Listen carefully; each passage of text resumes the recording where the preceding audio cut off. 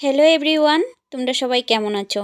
আশা করি তোমরা খুব ভালো আছো এবং সুস্থ আছো। আমিও মোটামুটি ভালো আছি এবং সুস্থ আছি। আজকে তোমাদের সাথে কিছু জিনিস শেয়ার করব, তো ভিডিওটা স্কিপ না করে পুরো দেখার অনুরোধ করছি। তো চলো, প্রথমে আজকে আমার ফুল বাগানের সাথে তোমাদেরকে আলাপ করিয়ে দিই। অনেক দিন পর তোমাদের সাথে শেয়ার করছি। তো অনেক দিন যাবতীয়ই আর কি, যেহেতু বৃষ্টি হচ্ছিল আর প্রচুর পরিমাণে রোদও দিচ্ছিল, তো ফুল বাগানের আর কোনো যত্নই নিতে পারছিলাম না। তো যাই হোক, কি কালকে আর কি বিকালবেলা একটু সময় পেয়েছি, তো তার জন্য একটু পরিষ্কার করে নিয়েছি। আর দেখো, একটা গাছের মধ্যে কি সুন্দর দুটো কালারের ফুল ফুটেছে, দেখতে কিন্তু বেশ ভালো লাগে, তাই না? হ্যাঁ, আমাদের বাড়িতে অনেক কয়টা গাছের মধ্যে কিন্তু এরকম দুটো তিনটে কালারের ফুল ফুটে। বিশেষ করে জবা ফুল গাছগুলোতেই দুটো তিনটে কালার ফুল ফুটে।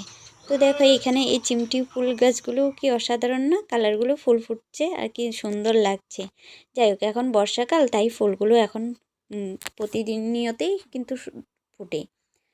তো চলো, আজকে তোমাদের সাথে কিছু জিনিস মানে শেয়ার করছি, যেগুলো আমি অনলাইন থেকে অর্ডার করছিলাম।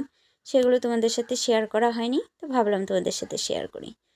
তো যেহেতু আমার মেহেন্দি প্র্যাকটিস চলে, তো মাঝে মাঝে সবসময় না ওই কাগজ বা কারোর হাত তো আর পাওয়া সম্ভব না।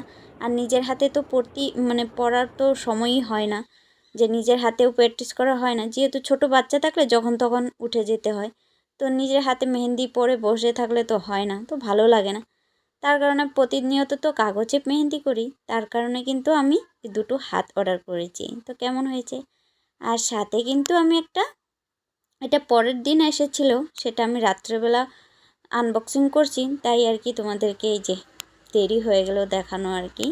তো এটা ছিল মুলতানি মাটি, তার সাথে ছিল গোলাপ জল এবং অ্যালোভেরা জেল।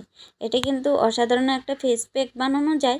বানিয়ে যদি তোমরা ফেসে লাগাও, অসাধারণ ফেসের গ্লোটা অসাধারণ আসে।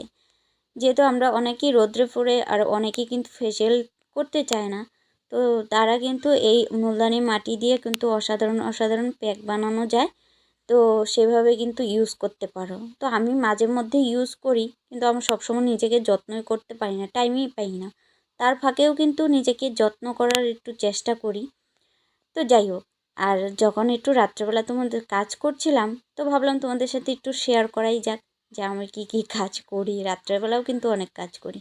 মেহেন্দি, ওই যে আগের দিন যেটা পার্সেল আনবক্সিং করছিলাম, সেখানে কিন্তু আমার মেহেন্দির পাতাগুলো দেখতেই পেয়েছো, একটু ভিডিও ক্লিপ উঠেছে। ওই ছিল আজকে আমার মিনি ব্লগ। তো সবাই ভালো থেকো এবং সুস্থ থেকো।